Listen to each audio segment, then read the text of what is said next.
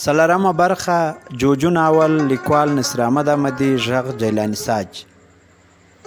جوجو وویل یوه ټکي ته مې پام سو، وړې نجونې نومونه لري، زرمینه، طاهره، ملالۍ، خو چې غټه سوه او واده یې وکړ بیا یې نوم بدلیږي. تورسرې، سیاسره، کډه، عجزه، د حیوانانو مور، بلا. دا ولې؟ تواب په غوسه وویل دا مه راته وایه چې له نیکه وپوښته. جوجو وخندل. ها ګرانه سپکه مې نه در باندې لورېږي، خو که ور باندې پوه سمه بده به نه وي. تواب فکر یووړ، یو دم یې وویل راځه. هلک د باندې ووت، د کلا دروازې ته ورغی. شنه فصلونه ولاړ ول، د دیکان کوچني زوی د پیازو له نریو ډکو څخه واښه لرې کول. تواب پر پوله ورته کېنست، د ځان په منګ هلک ته یې وویل پلار دې څه نومېږي؟ هلک وخندل. نوي خو نه یو راغلې، بازمیر نومېږي. ښه نو د مور نوم دې څه دی؟ هلک یو دم ولاړ سو. تواب یې تر ګریوانه ونیو، دواړه له اوبو ډک لښتې ته ولوېدل. بازمیر راغی، خپل زوی یې له ولیو ونیو، خو هغه زورونه وال، په هوا کې یې تړلي سوکان تاوېدل. تواب له اوبو پورته سو، پر خوله یې لستوڼی تېر کړ، ونیوه. د بازمیر زوی په دوه کېدو زورونه یې وال. وخت ووت، جنګ سوړ سو. بازمیر د شخړې علت وپوښت. زوی یې وویل چې زما د مور نوم یې غوښته. سړي ته غوسه ورغله. تواب ته یې وکتل، په کاوړ یې وویل ته بد اخلاقه یې، نیکه ته دې وایم. تواب روان سو، نیغ کور ته لاړ. د مکتب کتابونه یې راوپلټل. جوجو وویل پزه دې هم وینه ده. تواب په دیوال کې ټومبلې وړې اینې ته ودرېد، د مور په ټیکري یې پزه پاکه کړه، بیرته په خپل ځای کېناست. جوجو وخندل. نو ته بد اخلاقه یې؟ هلک په غوسه ور وکتل. جوجو وویل ټوکه وه. تواب یو کتاب ور واخیست. جوجو وویل ښه نو د ښځې د نوم اخیستل بد اخلاقي ده. تواب په خبر کې ور ولوېد. نه پوهېږم، خو دوی یې شرم ګڼي. د کلا دروازه وټکېده. تواب ورغی، سرمعلم ولاړ و. ملک یې غوښت. هلک د نیکه د کوټې خواته منډه کړه، نه و. دالان ته ورغی، له موره یې پوښتنه وکړه. بیرته لویې دروازې ته ورنږدې سو. سړی یې وپوهاوه چې نیکه په کور کې نسته. سرمعلم ګام واخیست، خو تواب یې تر مخ ودرېد. سر یې وځړېد. ورو یې وویل نیکه مې مور ته بلا وایي، پلار مې د سیاسر نوم ورباندې ایښی، تره مې خپله ښځه عاجزه بولي. دا ولې؟ سرمعلم وخندل. په اصلي نومونو یې شرمېږي. تواب وویل په رښتیا هم شرم دی؟ سړي د تواب په سر لاس ورتېر کړ. ورو یې وویل زموږ د پیغمبر مور بیبي امینه نومېده، میرمن یې بیبي خدیجه وه، بله میرمن یې حضرت عایشه وه، لور یې هم بیبي فاطمه. که شرم وی بیا مو په همدې نومونو نه یادولې. سرمعلم روان سو. تواب یوه شیبه د دیوال سیوري ته کېنست. د نوې کلا پخڅه د کلي له ټولو کورونو لوړه وه، خو لا هم خټې پرې تپل کېدې. ورهاخوا د غره پر څوکه د سپینو واورو سکله نه وه ختلې. تواب تر پړي لاس تاو کړ. د سا د سرخ غونجا سوه، ډکه بوکه راوخته. جوجو د رڼو اوبو پر سر ناست و. تواب په بیړه وویل په سا کې دې څه کول؟ جوجو ټوک کړل. د هلک پر اوږه کېنست.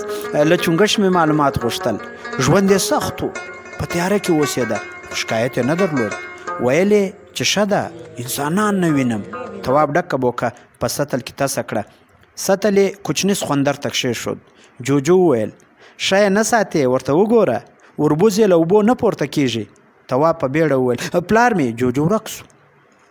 باتور په چوتره کې ودرېد. په زوټه یې وویل د میلمنو د کوټې کنجي کیلۍ راوړئ. ډنګره ښځه په بیړه له کوټې راووته.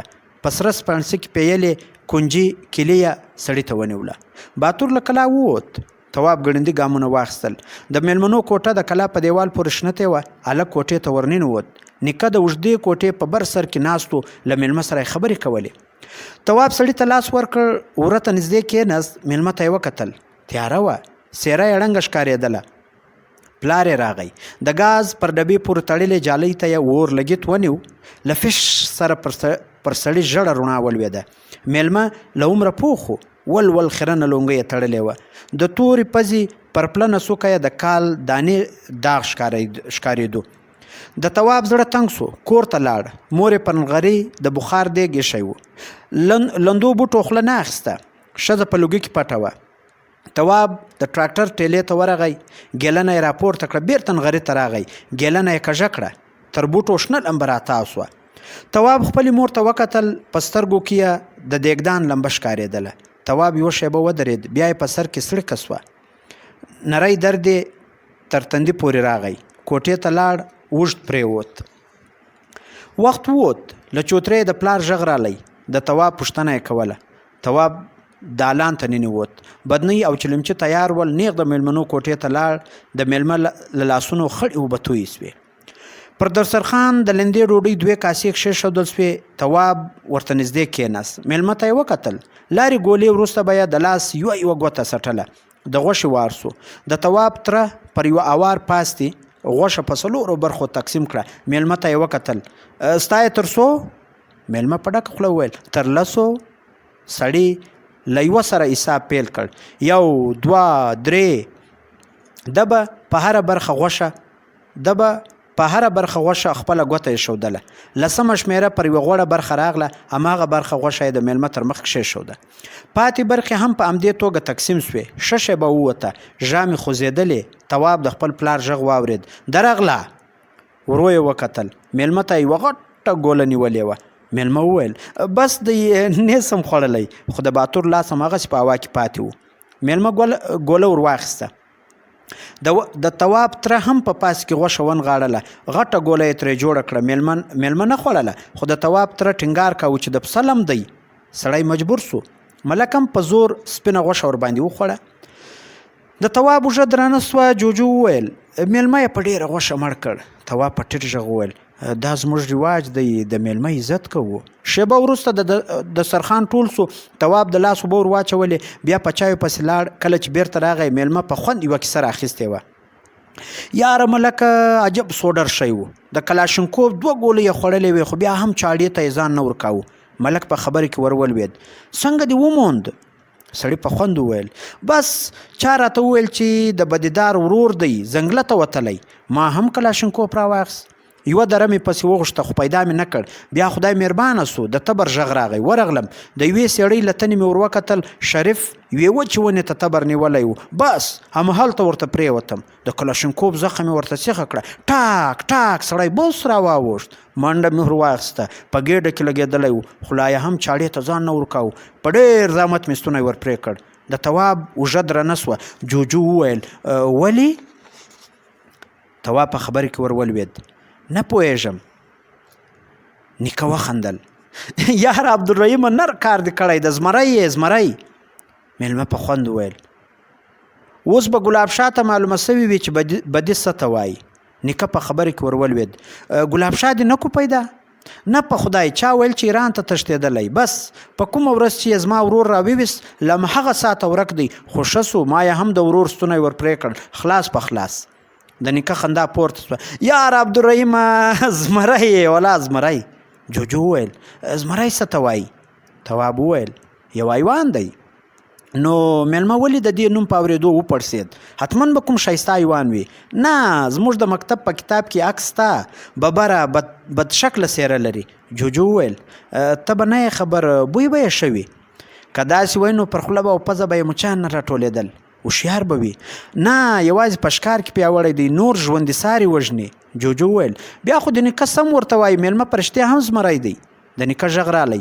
والکه څنګه لکه مچ له ځان سره بونګېږي. تواب ورخطا سو. ایس په منډه د باندې ووت. کلا ته ننوت. په چوتره کې غلی کېناست. چوپ په چوپتیا وه. پورته په رڼو ستورو کې د تیارې سور څراغ مړ او بل کېدو. جوجو وویل ښه نو زمری مو د غیرت نښه ده. هلک غلی و. جوجو وویل په تاسو کې قتل څومره اسانه دی. هلک په خبره کې ور ولوېد. خپل وار بدل یې واخیست. جوجو وویل قتل ګلاب شاه کړی و، ورور یې څه ګناه درلوده. تواب په خبره کې ور ولوېد. سر دې مه خرابوه، دلته 100 کلنې بدۍ پاته دي. مړی نیکه کړی وي، غچې له لمسیانو اخلي. ناڅاپه ډزې سوې. 2-3 دقیقې پرله پسې ډزې. تواب له چوترې ټوپ کړل. په منډه له کلا ووت.